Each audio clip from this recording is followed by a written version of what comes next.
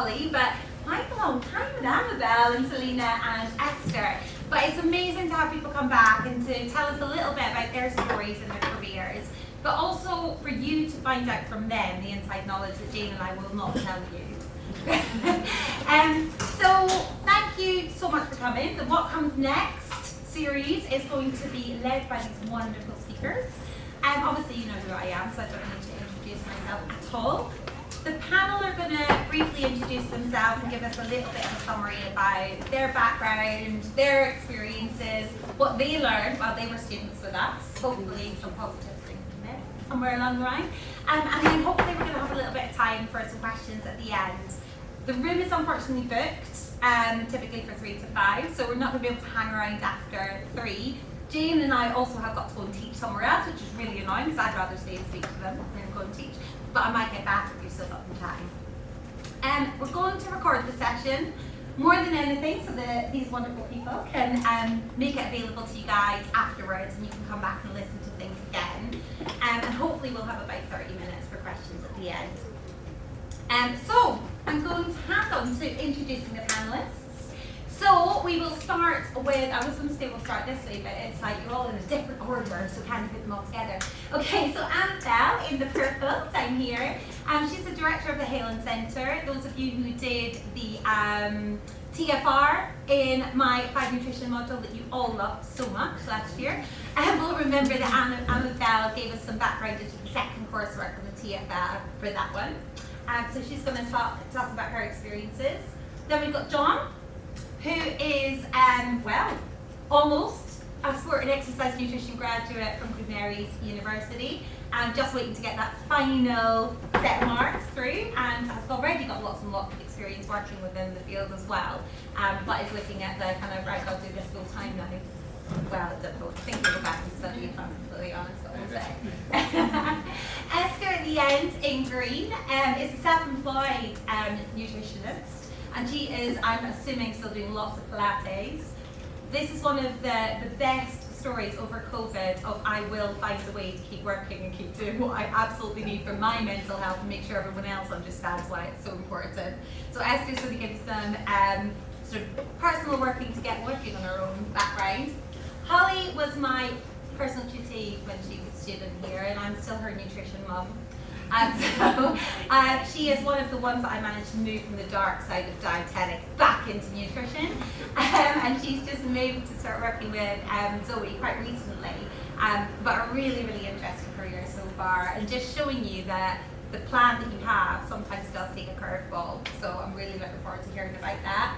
And Selena, in the middle, is our industry nutritionist, so gone up to work in Sainsbury's, and is doing fantastically, but also has done lots and lots of different bits of work with sort of online communication, a little bit with Charlotte Sterling Reach, wasn't it? And so doing lots and lots of different things with nutritionists, you'll know, so I'm pretty sure we'll talk to you about things like that as well. So, is there a particular plan in terms of who wants to go first, or no? Okay, well I'm going to choose then. Let's start at the beginning, Annabelle. I know Annabelle loves public speaking. Oh, absolutely. So I'll hand over to you first. Yeah, so much. Actually, I really don't love public speaking. But that's one of the things that I said to myself, I want to overcome it. And actually doing this at Westminster helped me to do that, because I did the course with Foundation Year and had to do presentations. I think it was in the first month of the first lecture issue, right at the beginning, in the small lecture theatre in front of 70 people. Absolutely terrified me.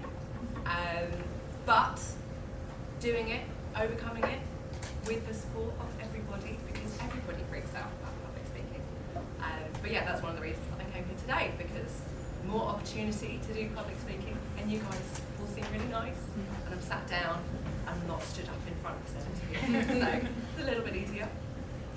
But yeah, I graduated 2 years ago, and I have owned my shop for 22 years now. So I already had the shop when I came to start doing my nutrition degree, and part of the reason I wanted to do it was because I've been running the shop for such a long time, and I've done every little aspect of the business. So there's all the boring stuff like the shelf stacking and serving on the tills, but the main area where I work is on the first floor, because we're on 3 different levels. And the first floor is where we have all of the non-food, so things like supplements, body care, all of that side of things. And I pride myself on being able to offer the best possible advice and knowledge to the customers when they come in. Because they'll come in and they say, I need this. And I'll have to ask them a couple of questions first to ascertain, do they actually need this? Or maybe they can just change the diet a little bit here. Add in this there, take this away here. Oftentimes, they don't need a supplement. They can just adjust the tiniest little thing, and that's what they get. They get advice from me, and I will happily send them away without making them buy anything. If they don't need to buy something, then I'll send them away with just the advice and say, do this, come back in 2 weeks, 4 weeks, nothing's changed, come back and we can relook at it. But I think so many people nowadays want the quick and the easy fix of, oh, I don't feel well, I'm going to go to the doctor or the pharmacy or the health food shop, and they're just going to give me a pill and it'll make me better. And that's not what nutrition should be about. So supplements, a lot of people forget the meaning of the word. It's there to supplement your diet. It's not there to replace anything. So maybe in times of extra stress, or if you're run down, you've been unwell, you're convalescing, then supplements are there to support you during that time. But I try and educate as much as possible the customers in the sense of just change this, do that, tiny little adjustments here and there, and you don't have to spend 30 quid on a super fancy liposomal vitamin C. You can just eat some vegetables. And they don't realise. They think they want the quick, easy fix. But often I try and convince them, just a little bit more effort, and then it's much more sustainable. Thank you, Annabelle. Thank you. I've got so many questions already, but I am going to go through the whole panel and then make you ask the questions, because you know what I'm like, I'll take over. So, John? Sure.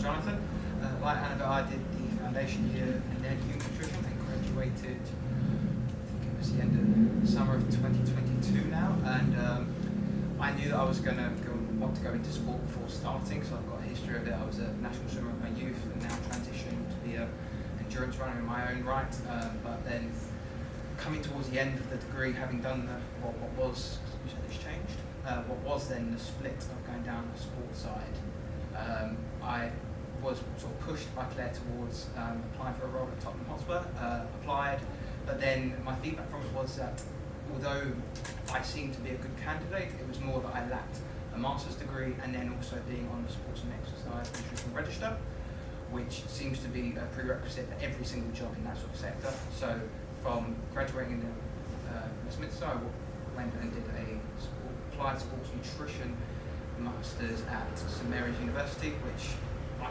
should be graduating soon, because I've now finished everything in that. And whilst there, I was able to work with the Sports Scholars, which is their Endurance Performance Centre athletes, which range from anything from national to international. And then through building connections at St Mary's, I was able to get involved with Swim England, and now I work with swimming clubs and should be starting as a London nutritionist for Swim England in 2024 as well. And that's what the whistle-stop story of me. Thanks, John. Brilliant. What he didn't tell you is he also published his undergraduate project with me this year as well, which is really, really nice. And Esther?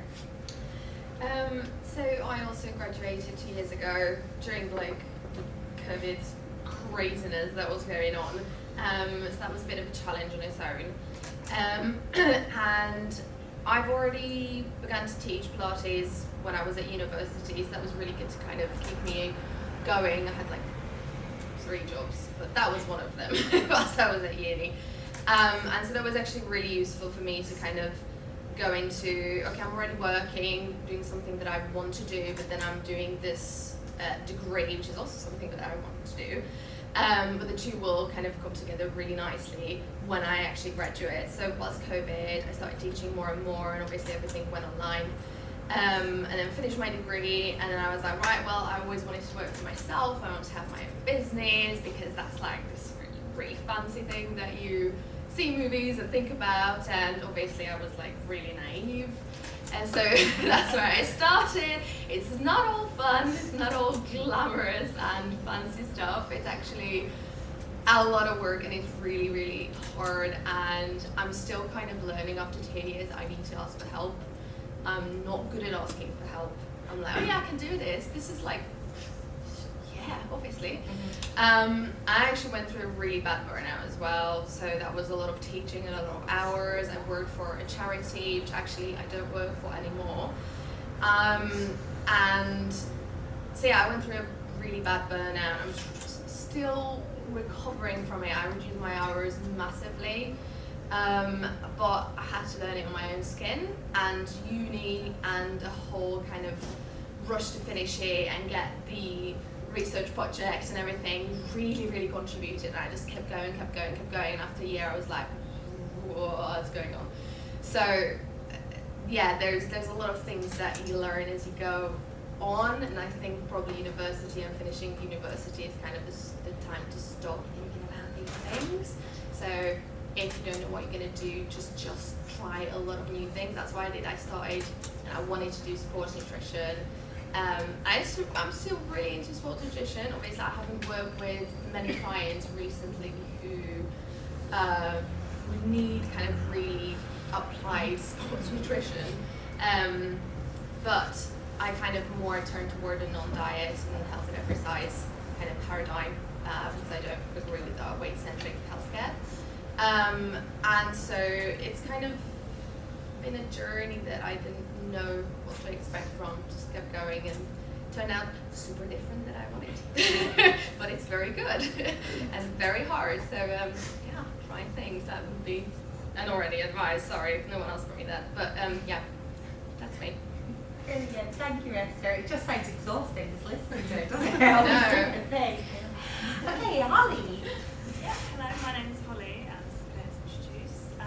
So I graduated the same year as John, so in 2022, so actually not long ago.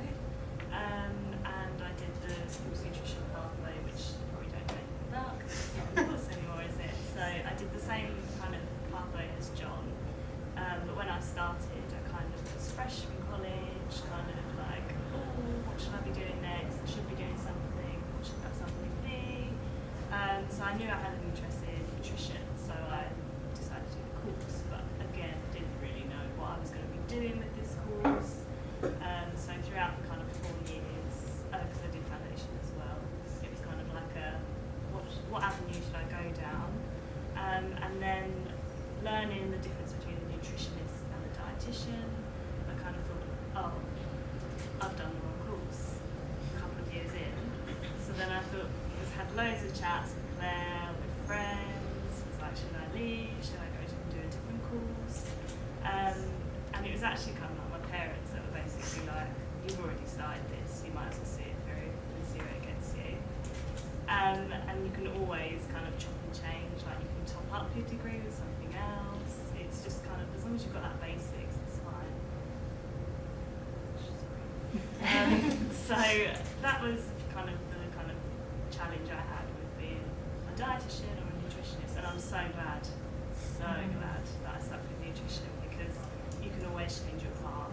And then once I figured out and got into the dietetics world, it wasn't what I thought it was actually going to be. And I think you have to kind of make those mistakes or those choices to then realise that actually this isn't what I want. This isn't on paper, it might be what I wanted, but in reality, when you work with these people, it's not what you want. And for me, the biggest thing that I learned was that most funding is allocated towards treatment in the NHS, and it's not allocated towards prevention, which is the main issue that we have. So I needed to move on and go to somewhere that was kind of looking towards health prevention, and that's why I did so.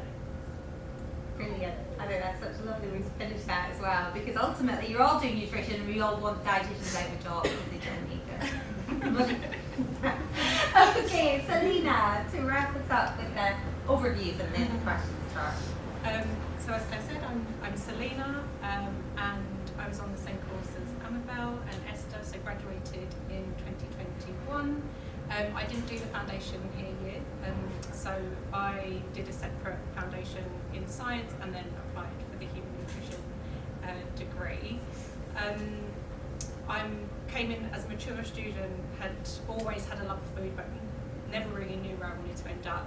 And it was through having my second child that I saw the benefits of like really eating well and exercising, and I thought actually I really want to help people with this. So went on a journey to, you know, be a nutritionist so I could advise others. So actually when I started the degree, I honestly went in so many different directions as to like what I wanted to do and where I wanted to go. So I came in thinking I was going to literally just work one-on-one with clients, didn't really know much about the food industry, had a real love for exercise and the gym, so like these guys at the sports nutrition pathway, thought maybe I'm going to be on, you know, extend my studies and try and go down the SENA route. But during my degree I started working with a couple of freelance nutritionists who ultimately work in the food industry. And the more I got to sort of learn about that side of nutrition, I was just like, I think this is where I want to be. So being at Westminster was really great at giving me those foundations or the core knowledge that I needed, but I really think the experience that I had whilst doing my degree with nutritionists that worked in industry really gave me a different side and an insight into that. And as well, just while I was at university, just reaching out to people. So even the caterers that do my children's school meals, I reached out to them, went and did shadowing, anywhere I could try and get that extra experience to go alongside my degree I tried to do. So after I graduated, I thought, oh, it's going to be really hard to get a job in industry because they seem to be like few and far between. So I continued to set up my own freelance nutrition business, still doing the one-to-one stuff, but also recipe development, recipe analysis, doing like presentations and wellness for businesses, which I'd done a little bit of during my degree. So I thought I'll set all of that up. It's going to take a while, but yeah, I saw the job that I went into at Sainsbury's, applied for it, not really thinking anything would really come of it, and yeah, the rest is history. I ended up getting that role and developing in that into the role that I'm in now. So what I would say is, even if you think it might not go anywhere, or you don't have all the skills, or you've not had all the experience they're looking for, just apply for it anyway. But I think it is important to do experience volunteering and all that other work outside of your degree as well. So I recommend that. Brilliant. Thank you all so much. I hope it's okay with you guys. I want to ask a couple of questions linked a little bit to the degree and to the things that you look back on and think, oh my god, I know that these all featured my first coursework in applied nutrition just as much as you all loved it. But yeah, the first question I was going to ask you was, thinking back to your time at Westminster, what was the key thing that has stuck with you within your jobs or your studies so far? What's the key thing that you learned while you were with us that you're glad you learned here?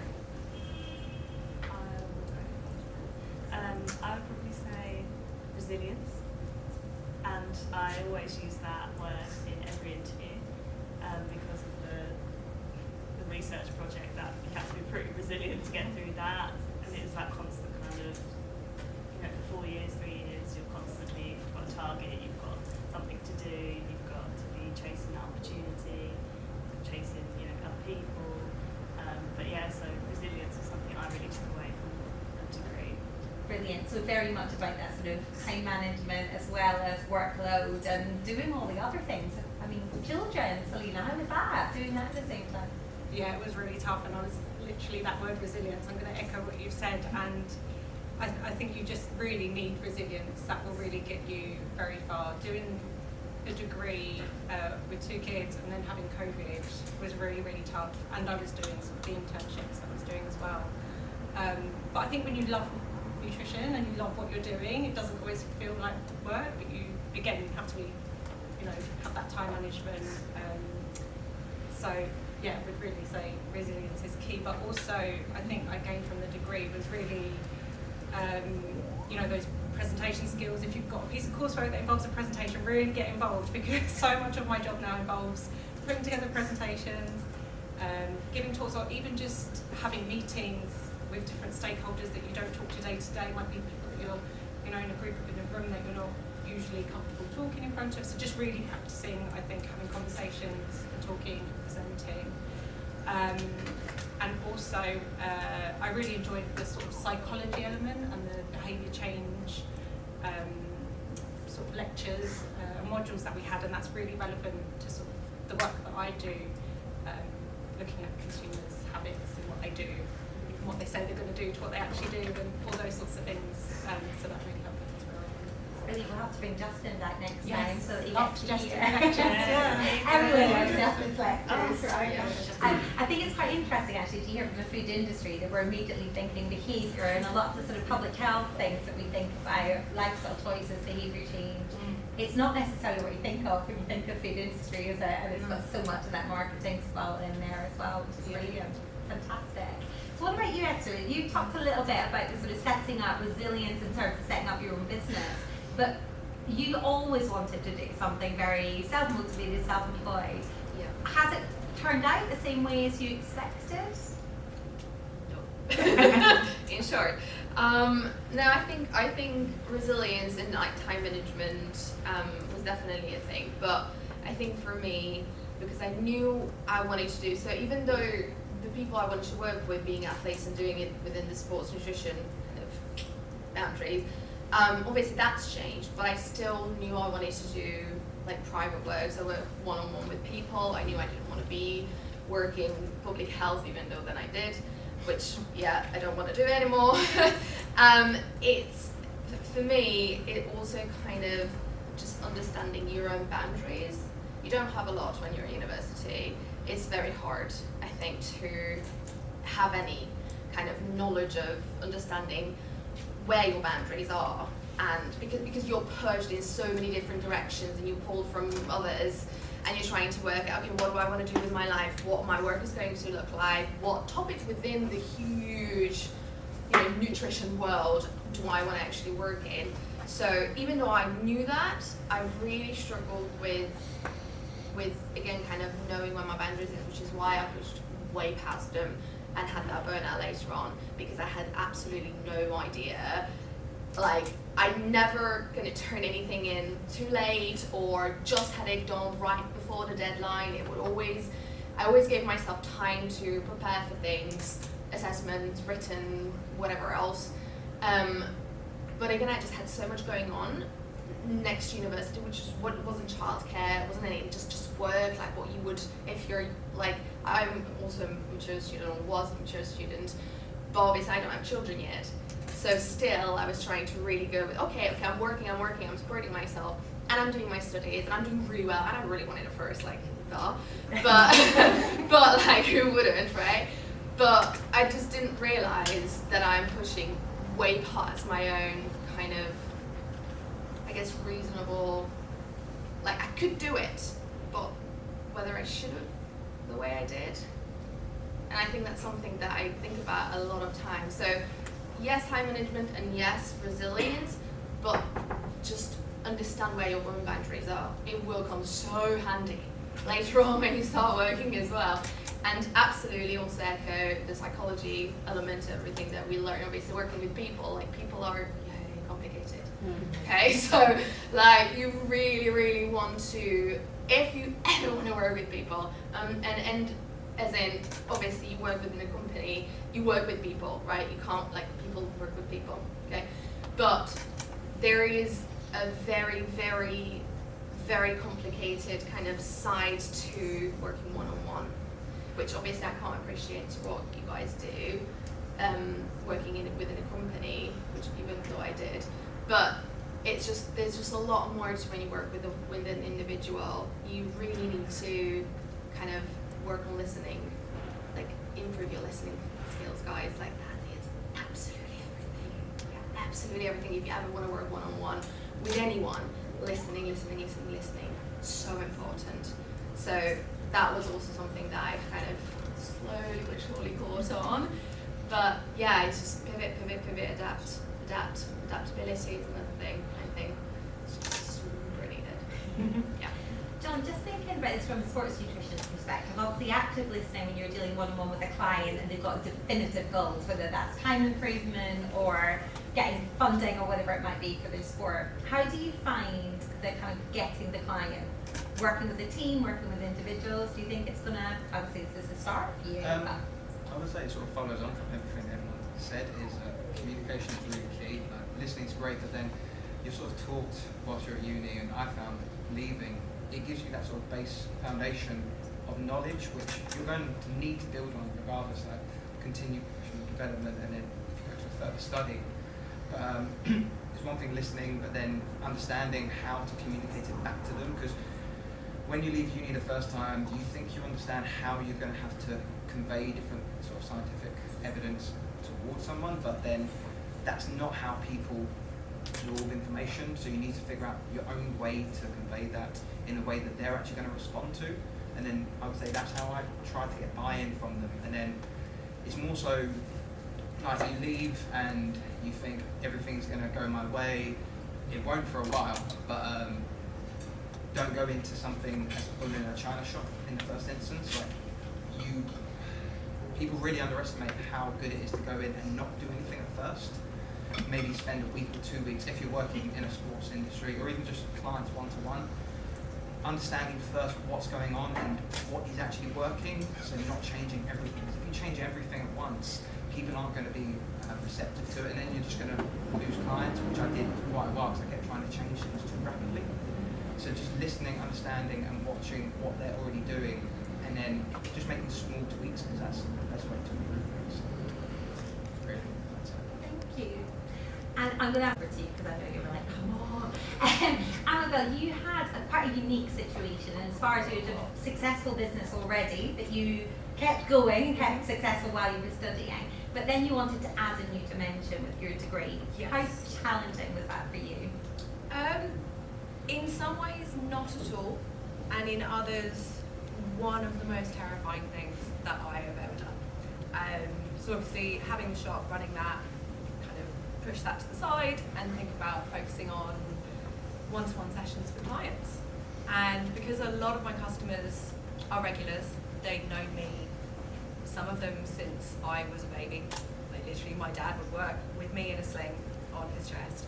And there are customers that remember that, and they come in still today.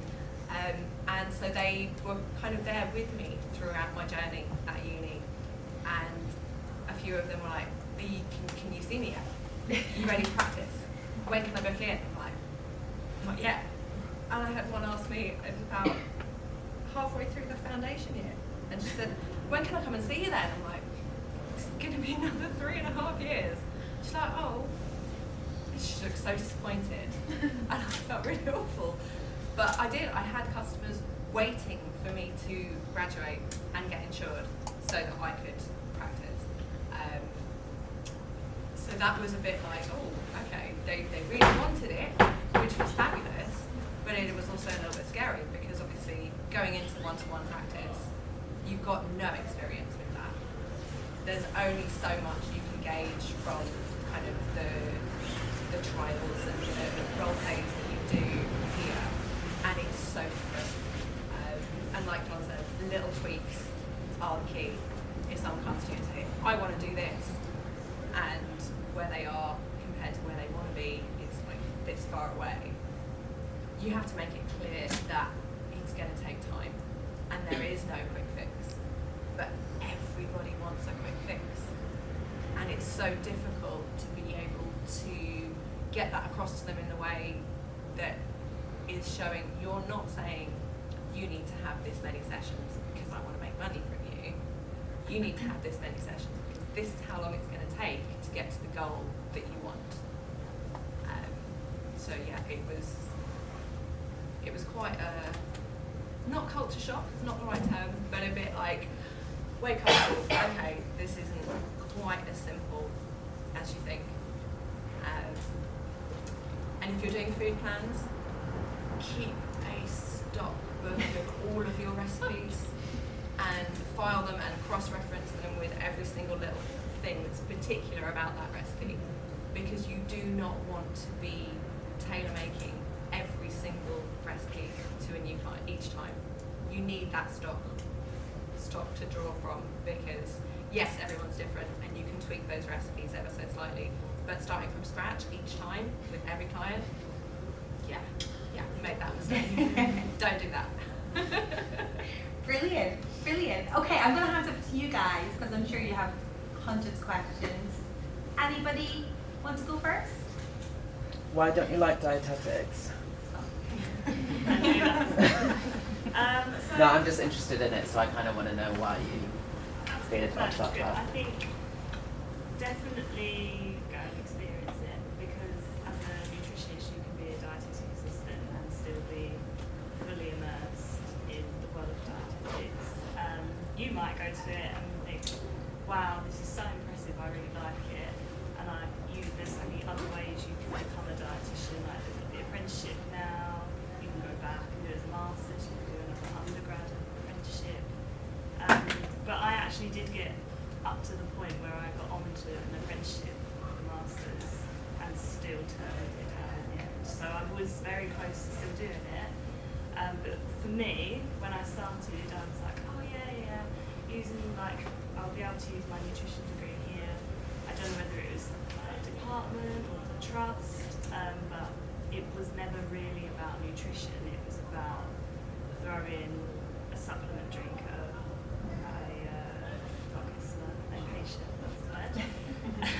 And that for me in the end kind of felt a bit more of a transaction, and a lot of the patients that were coming in were kind of, this is going to sound really cold, but they were damaged beyond repair. Like throwing a supplement at them is not going to undo 50 years of them abusing their body.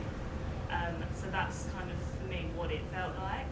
And the only patients I saw were the ones that were really, really ill, had terrible cancers. It was not a pleasant job. It was very debilitating mentally. So that's why, again, I kind of turned away from it. Management wasn't great where I worked, so again, that's probably something that contributed to it. Not saying that it'd probably be like that in London. It definitely isn't, because I've spoken to dietitians in London, and the whole thing is completely different. So that probably contributed a little bit. And then for me, I mentioned this earlier about the NHS funding is mainly allocated to treatment. So when you kind of want to have that, you want to instigate those behaviour change kind of ideas, there's no one there to back you for it.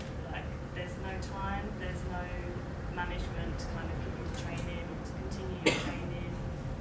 So all the theory you learn in nutrition, you can't really use in dietetics, was my personal opinion. And I wanted to work in health prevention and public health. So I don't know if it was like a maturity thing or you adapt and you just change. You just wake up and you just think, I don't want to do this anymore. That was pretty much what it was. But I don't know whether it was, I don't want to do dietetics, or I don't want to work with people I was working with, or I don't want to work in a hospital. It's a mixture of things, but you might have a completely different experience with it, and that's okay. You might love it. It's really interesting, Tom, that a lot of dietitians will work clinically to get when they're doing their basic grades and then starting to go through, so they're gaining expertise within an oncology ward or a renal unit, but then they might go into a public health setting and then it's moving into more prevention, or they might go into sports nutrition. So a lot of dietitians who do sports nutrition, because huge numbers of athletes have got sort of special needs. So there are lots and lots of opportunities, but as Holly said, the basic grade, you have to cover general medicine. So it's really important to sort of know that we have to do some of those basics at the start. And really, it links into what Annabelle and Esther were saying earlier. You have to come back for all of these appointments over time, because it's going to take you time to achieve that. We don't have that funding within the NHS at the moment. So there is private dietetic work, potentially, that might give you that option as well. And obviously there are the boundaries of practice around clinical care.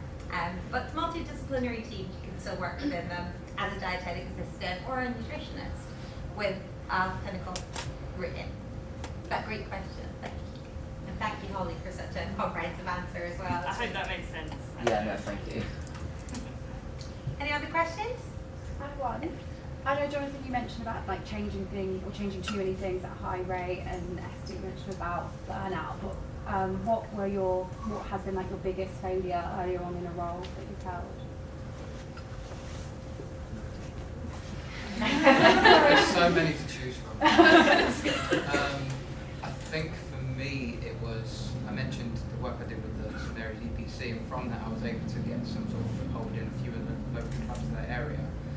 And then it's going in again too hot, thinking I know everything, I'm going to make some huge changes, and it was just too much too soon. And not only that, it's in, I don't know if it's the same for the public health sector, but if you're going to a performance sports area, coaches, whether that's coaches, S&C, physios, they all have their own ideas and they all put those on you as well, and they'll expect you just to conform and just do it.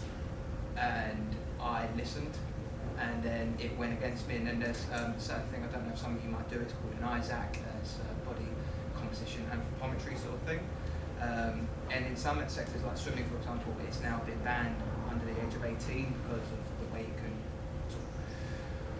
we'll just put some sort of bad thoughts out there for those younger athletes, but then listening to the coaches and going ahead and doing that in an area where it was still allowed to be done, but then not regulating it, not being sensitive in the approach, and just doing too much, and not only losing the support from the clubs, but then also having to go back to the uni that I was still at, and sort of have to say, really sorry, you gave me this opportunity and I've really ballsed it up, and then expecting them to, which they did, they were very good, to then sort of go, here's another opportunity, would you like it? Knowing how I brought up the last one, but then it's sort of understanding you're going to make these mistakes. No one comes into it perfect, and no one will ever be perfect. You're constantly learning, and as I think Esther said as well, that you're constantly going to learn and you need to reach out for help. That's the point of these sort of networks. It's going to sound like a broken record, probably throughout this whole talk. Networking is really key. You can't expect to get anywhere, because whether you're trying to get online clients sitting there at your laptop, or if you're trying to work in a practice with other people, if other practitioners don't know who you are and you don't talk to them, or say for example a client comes to you with a very specific issue that you can't address, but then you don't know anyone else can, you're going to lose them, because they'll go to someone who does know, or someone who does know someone. So just networking, and that's sort of a very convoluted answer, but yeah, some sort of mistakes that I made very early on, which I know not to make again, and just small changes. Yeah, I think on my part it was kind of like somewhat the opposite, is that I was like, oh, I've got my degree. Come on, clients. Let's be having you. And I was like being there and like, oh, there's no one that cares or knows me, or kind of, I don't know I don't know where I expected to have clients from. But it was just kind of like, okay, I've got my degree, so here I am, I'm ready. And good for you. Nothing happened. So it's kind of, I then went into like almost like panic. I'm like, oh my god, like I'm qualified and there's no one who wants to come and see me. So I've got to now make this huge effort and put myself out there, which is really scary. And like make myself known. And I still struggle with that, to be honest, because like Pilates from that regard is like very different. You really need to, and I know a lot of people in the industry, I was a dietetic assistant whilst I was at university, as well as kind of after for Sophie Medlin, if you know, she's a big name, she's a registered dietitian. So I know her, I know other dietitians who work in the practice that I've helped kind of grow from like her and one more to 12 now, I think. So you really need to get those, again, connections whenever you can, and keep them going, like keep like chatting to them, make sure that you keep them warm, because just because you work with someone, then it doesn't necessarily mean that you can go and say, oh hi, do you remember me? You know, like 3 years ago when I worked for you on this, with you on this one project. Really need to keep it warm, like be part of it, go to events, all that. I'm really, really bad at that, truly, and it really makes my own business or my practice, like the nutrition side, suffer a lot of times, because it's really hard to put yourself out there, because imposter syndrome. So that's a real thing. you either on that side of, oh, I'm so good, I know everything, you know, and again, bull in a china shop kind of go and think, okay, this is it. Or you're like me, who goes, okay, I'm ready, and then goes, oh my goodness, you need to work for all those people and all those connections, and that's scary, and it's tiring, and it's a lot of energy, and there's nothing without it. So if you start doing that now, and it's always kind of the back of your mind, that would help. And again, boundaries, your own boundaries, prioritize. Not everything is urgent, not everything is priority, so try to prioritize and see what you have to do now. Have you got like a time frame for that? And don't forget about the other things that aren't urgent. So I think that's probably the best. I have a question for you. Did you use social media? I did. I hate why it. you- Yeah, I passionately hate it. I absolutely understand people who do love it, and I think it's really useful in certain. Well, it's really useful. Let's just keep it there. And it's also not very useful sometimes. There's a lot of misinformation on social media, which you will come across if you haven't yet. There's a lot of people, especially with nutrition, I think there's a lot of people who don't actually do a degree, but they are, I'm a nutritionist, we're not obviously like registered dietitians. Unfortunately, being registered with the AFN, you know, not everyone gets that, and it's. Selena, you've done a bit, haven't you, with social media, with the work you did with Charlotte? Do you want to? Yeah. It's just better to ask about. Yeah, So we need the other side. So I hate it too. I'm so really don't ask me about it. I hate it. Yeah, no.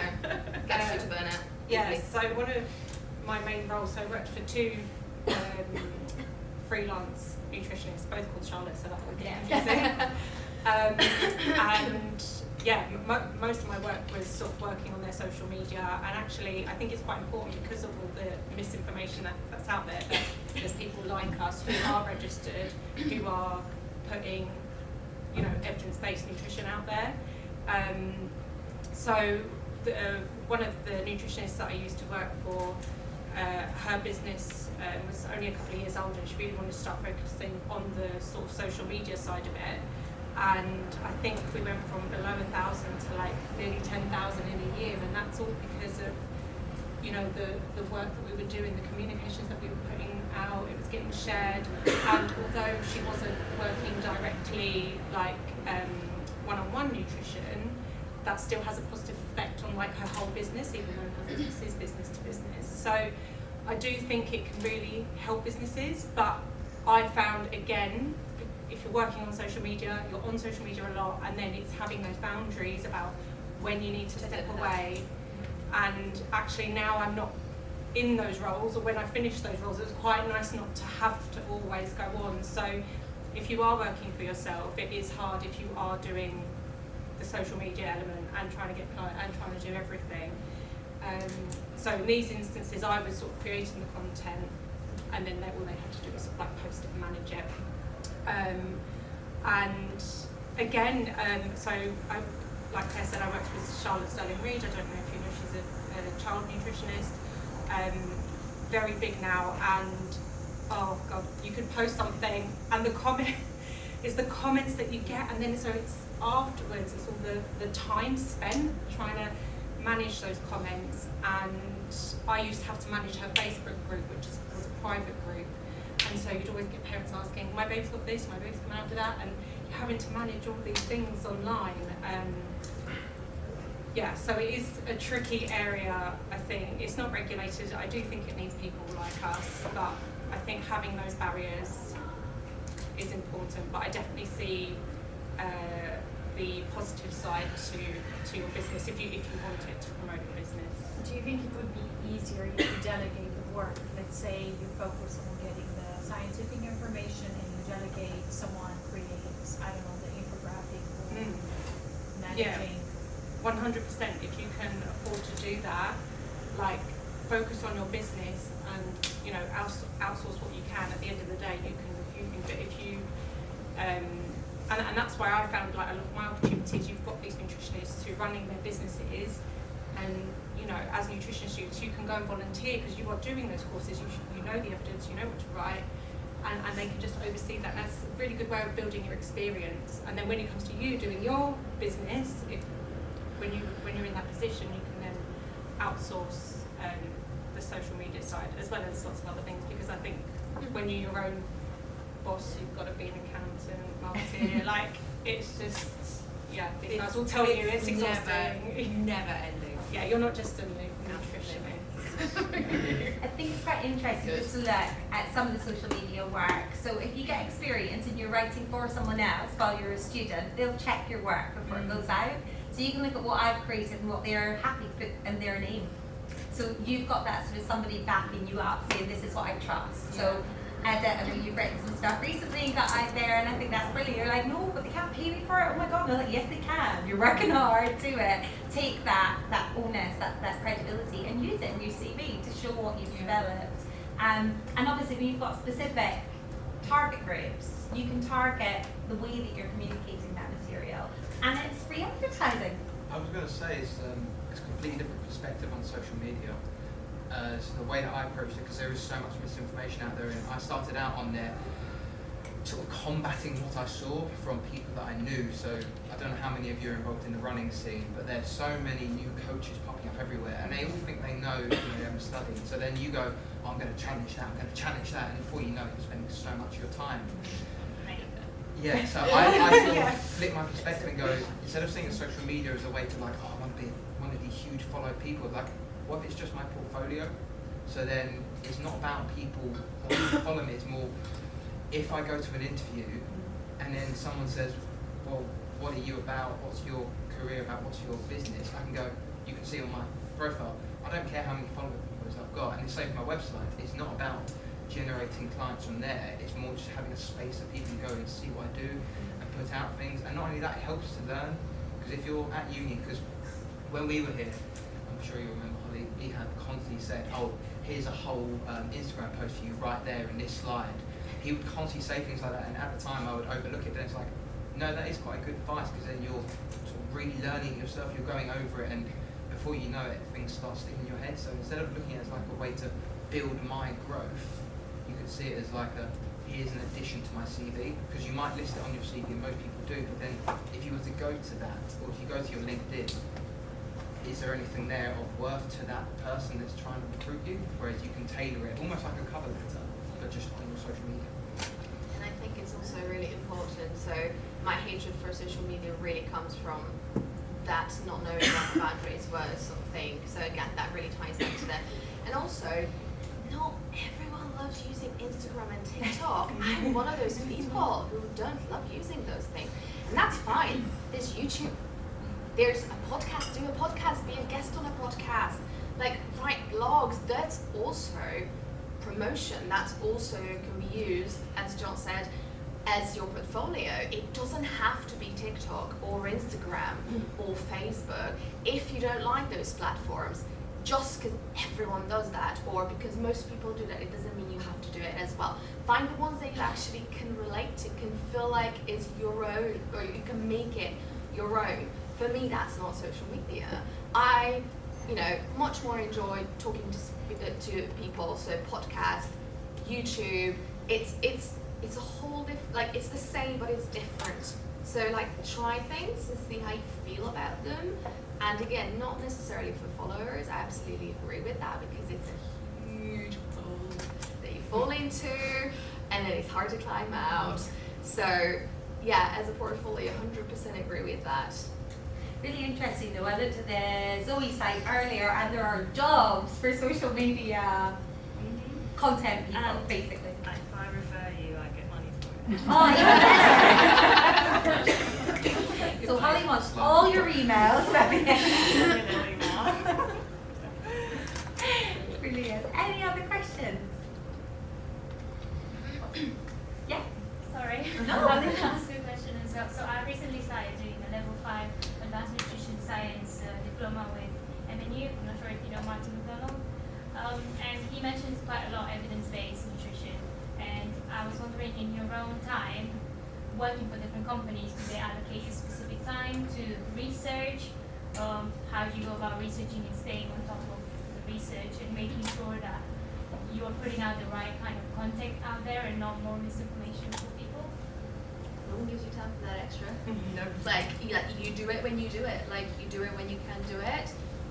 That's your deadline if it's a company. So on my part, when I worked for that charity, or even when I was a dietetic assistant, I did some social media for them, and it's just your own time. So when you then, so for me at the moment, being self-employed or running my own business, I need to keep on top of it at my own time. I've got a little hour scheduled in every week, Friday morning, when I do research. I just read what's come up, what's new, just to keep myself updated. Obviously, you do your CPD and you do your, meet people, go to conferences, etc.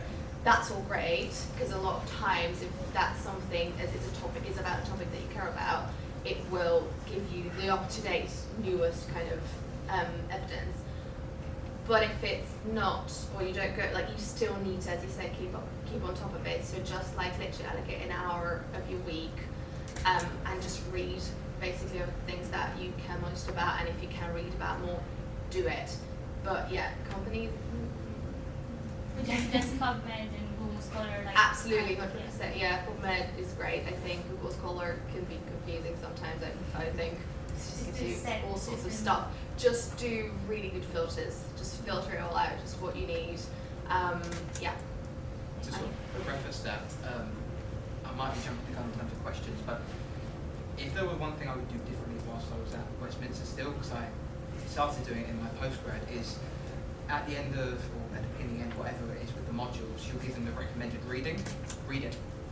Because in situations like this, you end up finishing and then you go, now what do I do? And you go, oh, how do I find these new papers? What area do I want to focus on? You're given a set reading list by people who are in the field, who have experienced so much knowledge in that area. Just take advantage of it, and just if they say, here's 3 papers, it'll take you maybe an hour, less than an hour, half an hour. And when you're a student, this is what you're doing to get that degree. You might as well do it while you're there, because if you try and play catch up when you leave, and then when you leave you expect that everyone's on sort of a level playing field. You'll have people at different levels. Even when you graduate, you'll get some people who are set up, ready to go, and other people who think they have all the knowledge, but then they haven't got anything to put in place. So if you can give yourself a leg up, and just to help future you out by reading whilst you're at uni, doing what you're meant to do when you're at uni, it will serve you so well in the long run. It's always a really interesting question to ask students, what's the paper you've read recently that's really inspired you and why? And they go, really interested in Instagram account. Papers you're reading. If the Instagram account has inspired you enough to go and read the paper, that's great, but it's like, oh, read the paper. And So good posts will have on the bottom what their source is. So look for it, or ask in the comments. That's a good thing to do. And if you're interested in sports nutrition at all, the name, who you can follow him online or on his Instagram, Aster Zuckerberg. I'm going to say his name right, but he's one of the leading names in the field, and every sort of major paper comes out, he'll make a very nice, very one-page infographic, put it on Instagram with all the key findings. So you don't necessarily need to read the paper, it'll just be there on his feed, which you then can go to and read through the paper if you want, but it's just ways like that you can sort of read without reading. we actually use those in the level 4 prods infographics as one of the examples because they are amazing. They're so good. And then it's lovely how it's got that sort of branding as well. So you always look and you go, oh, it's one of Aster's. My Sports Science. Yeah, My Sports Science. You definitely has a team helping him. Gemma. I've got 2 questions that are kind of linked. So, Celine, how did you reach out to people and ask to shadow or do free shadowing to work alongside them? And then how did you start your presentations as well? Yeah. And if you went to workplace? So reaching out, I would just literally just email, send a message on LinkedIn. I was actually really lucky in a sense that one of the nutritionists I started working for was a mum at school, but actually we hadn't even spoken for a whole year. It was just I was having a conversation with somebody else and found out I was doing nutrition. She was like, oh, I'm a nutritionist. So just, I think, talking to people. If But was she happy to let you shadow her? Because that's the kind of census that I'm getting. Some people are a bit scared to reveal what they do. Yeah. In case you're set up alongside this competition. But then I think I find at university that's a key element that I think they're missing is knowing how to, for those that do want to go into freelancing, is knowing how to set up those consultations, knowing how to do those face-to-face meal plans. I know we do, well, I did last year to touch on like kind of a small meal plan, but not to the depth that a client or patient is going to want from you. So sorry. No, that's fine. So in terms of when I was working for those nutritionists, it was that for them it wasn't really shadowing, but all, like writing the blogs, doing social media, and learning from them in that sense. Going to conferences, meeting other nutritionists, and networking. In terms of shadowing, you might be better off approaching other businesses or smaller businesses, because I know companies like Sainsbury's have got like literally just have a student on placement, and they might have internships. But if you just want to go in for a bit of shadowing, like the catering company that did the school food meals at my children's school, I literally just saw the kids' menu. I was like, I'm going to contact them. Literally just wrote an email, and they were like, we can't offer you any work experience, but you can come in for a day. So you might find like smaller brands are open to doing things like that. If you want to shadow someone for one-on-one nutrition, I did more of that and actually paid for that, because again, like you, not everybody's also happy, and then you've got to have the client be comfortable with shadowing. So there was, I don't think she does it anymore, but her name's Alex O'Kell. I don't know, she's more of a PCOS. And she used to run like shadowing sessions, and it was like £10–15, and you could go and see her do her session with a client. And I did that when I was doing more of the freelance stuff right at the beginning. But that's where I think you'd get more of those shadowing opportunities. And I think does Pixie Turner does it Turner as well. does some as well. Again, I think you have to Some pay. dietitians too. They're not like overly expensive, but That's fine, it's just the experience, isn't it? Yeah. Just knowing how to set up, how to set up consultation. And I did do a course, again, I think I paid for it. It was the health nutritionist. Oh, I think I've seen that. And she's got courses. Yeah, she's her got name's one of Charlotte her. as well. Yeah, that's she's Charlotte as well. Yeah, Just trying to work out what's her last name. Yeah, but she does like how to set up your own, like what consultations like look like, or how to set up your own, and like what you need on legal part as well, because obviously there's a little legal involved when you're setting up your own business. But she does a lot of that stuff, and Alex O'Kell as well, and even I think Pixie goes into details. So those are useful people to follow anyway, because they've got some really nice good content as well. And I think you can even get like time with them in terms of like, I mean, it's not going to be the same as a real life situation, but practicing and things like that. But the other thing that I did as well is just ask people, like, I don't want paying, but can I do some work with you? Just like, just to get some experience. And it doesn't even have to be in your field. Just be bold, believe in your source, and then contact them. Like, I think that's the scary part, isn't it? It's being bold and just believing in yourself. honestly, though, I wish I would have done it sooner, because you'll be amazed. Like if you send, say, 20, not blanket emails, but 20 emails out, you might get one back, and then that one person will believe in you enough to say, sure, you can come and talk to my guys for free, because they're benefiting at the end of the day. You don't see it, but they're benefiting. You're the one that's giving yourself out for free. And I loved what you said as well. It's so hard to take that scientific knowledge and turn it around and present it in a way that is going to be meaningful, interesting, and to get it across without being too overwhelming. One thing I've definitely learned since being at Sainsbury's is that, like, we're scientists, we want to be in the detail, we want to know the detail. Nobody else wants to know the detail. Nobody. They just want to know, like, what's your recommendation? What does the business need to do? Like, and so that's something I'm working on in my development, is really focusing on getting what is my ask, what are my key messages? Because when I first started, I wanted to present like all the detail. And actually a really good book that was recommended to me by my manager was, I can't remember who it's by, but it's a presentation book. So it's how Steve Jobs used to do his presentations, and it's basically focusing on like 3 key messages and things like that. So it's really important to be able to turn that science without losing all the detail, but just putting the message across. So where did you do your presentations? Or anywhere? What do you mean, on what platform? Like what, did you do them in person, or so when you said you just did like a few presentations? Oh, okay. So one was during COVID, so it was all online, like a webinar to a business, and that was all during COVID, and like working from home now and staying healthy by working from home. And then I used to do something for a group. Again, this is like just knowing your connections.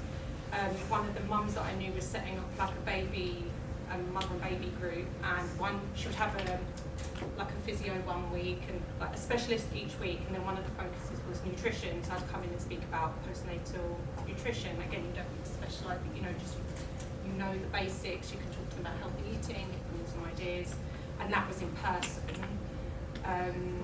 And just using things like PowerPoint and Canva just to make that science look a bit more. Not everybody's creative, but just jazz it up a bit. But going back to like shadowing and things like that, we get emails all the time in our team.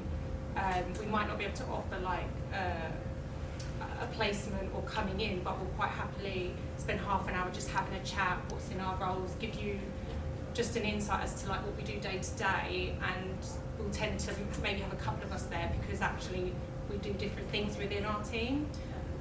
So always happy if anybody wants to like have a chat, or we can just put in some time.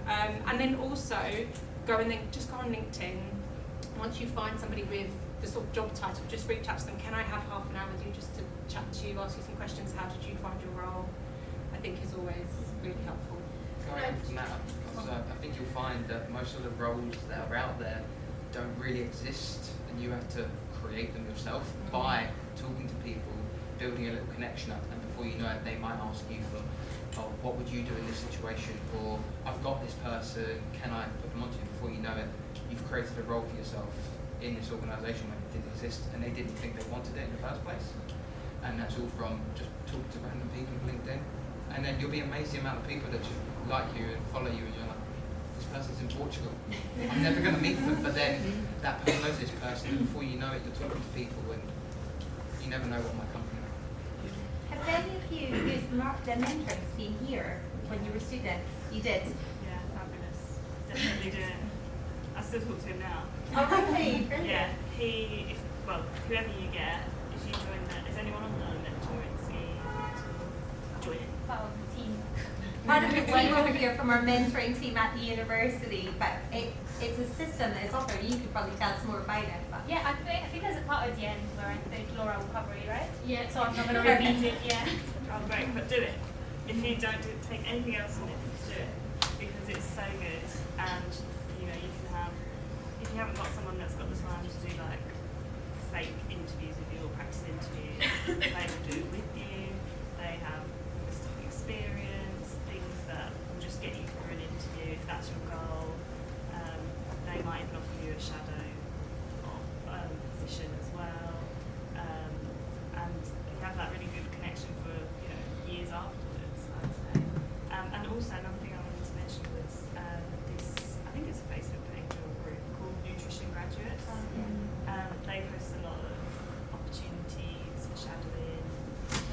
And really interestingly, it was University of Westminster MSc graduate was one of the two that set it up, which is lovely. So you'd be amazed how many times someone that has a connection here, or to one about, I said that Holly said to me when she arrived, do you know Steph? And I was like, yes, oh my God. So there's always someone within your job that will have a connection back, because it's a really small field. To be amazed how many times you meet someone and think, oh my God. Could I just add something? Sorry, it was to your question about the consultations and setting it up and all that. I really was worried for a long time that I wasn't doing it right. There's no such thing as doing it right. You've got to find your own way. So go shadow, do that course, make sure you've got your legals on spot, like tick those boxes that you have to tick. But other than that, you set your consultation up the way you want it. And the more people you talk to, the better you'll understand how you want to do these consultations. Do you want it to be an hour? Do you want it to be 50 minutes? Do you want it to be 45 minutes? Do you want to have a follow-up and an initial? Do you just want to have consultation? Like, do you want to have a program where there's a however many long, weeks long, and you work with that one person? Like, there's a lot of things that you can try and do, and in the beginning, just do it for friends, just do it for free, do it for £5, do it for a coffee. Like, don't, this is another thing that I think was on my part definitely is a bit of a mistake, not a big mistake actually. So I thought, okay, well now I've got a degree, so I can then charge this amount of money because I am qualified. I spent 4 years at university and I paid however many thousands of pounds for it, and I've done my work, so now I can charge for it so that I can obviously make a living from it, because like you need to pay bills.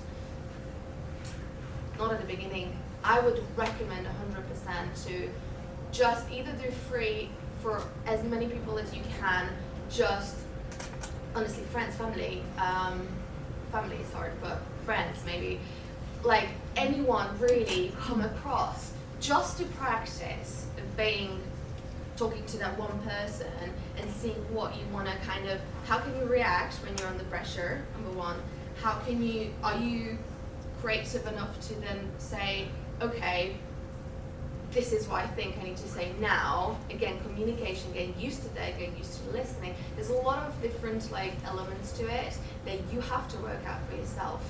No one will tell you how to. So your structure will be the structure that you prefer.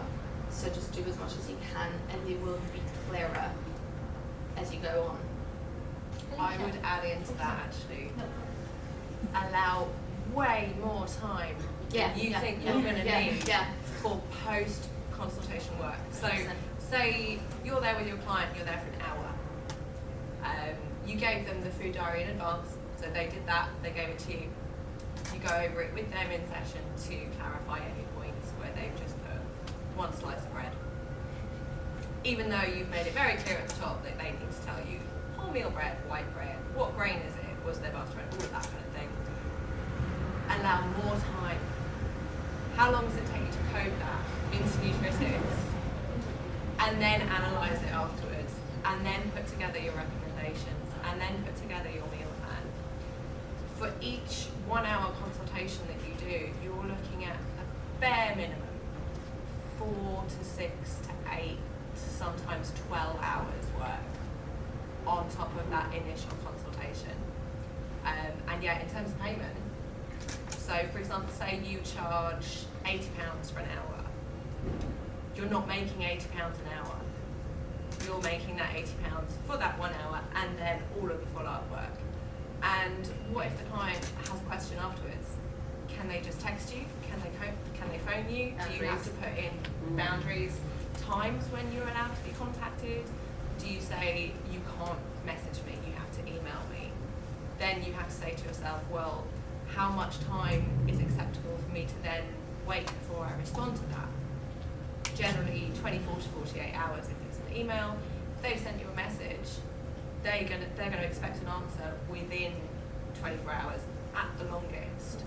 More likely, if you don't respond within, say, 2 hours, you're gonna get another message. Why haven't you answered me? I need help.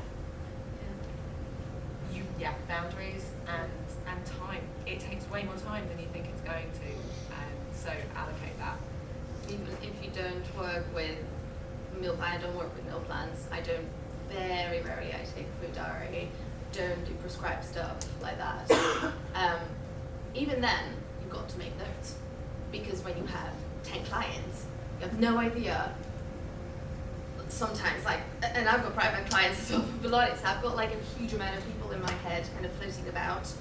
You've got to just make some notes about it. So even if you don't do those sorts of things, you will still have to make some points for yourself, for your own brain being organized. But what you've talked about, have you given them something to do, something to prepare for next week, or all those things have to be somehow put down to paper or wherever you put it down to.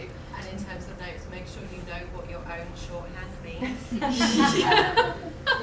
Because I take my notes on a laptop when I'm with a client, and sometimes I will just put 2 letters and then I'll go back to it even the next day or even later that same day and look at it and I'll think, I'm so really sorry. What does that mean? I'm just just You don't need oh my goodness, how many times? Do you use specific software for that database, or do you take just hand notes?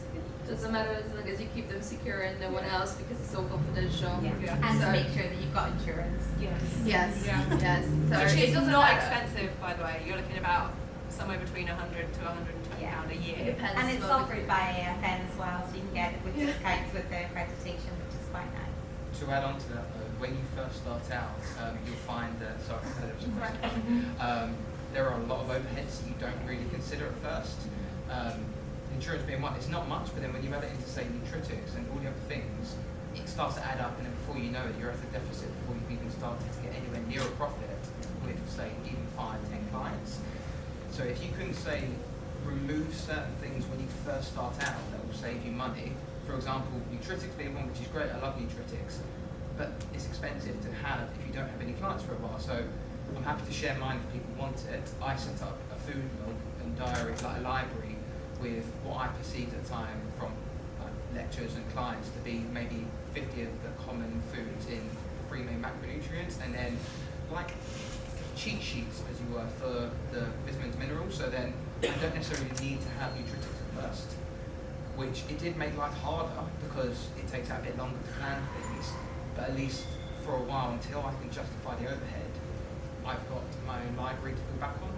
And then if for a period where you go a bit quieter, because if you're self-employed, you're going to be quiet for some periods as well, and you won't earn as much.